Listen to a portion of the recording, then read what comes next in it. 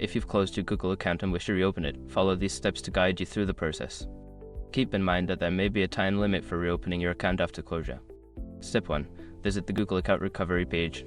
Before starting recovery, use the sroc.com link in the description to open the Account Recovery Checklist Generator and make sure your verification details are ready. Step 2. Enter your email address. Input the email address associated with the closed account.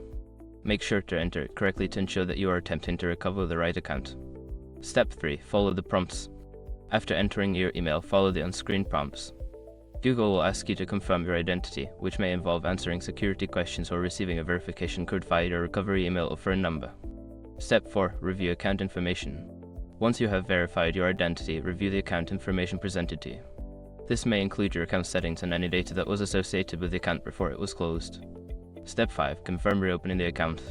Finally, confirm that you want to reopen the account. Follow any additional instructions provided by Google to complete the process. Once confirmed, you should regain access to your account. If you encounter any issues during this process, consider reaching out to Google support for further assistance.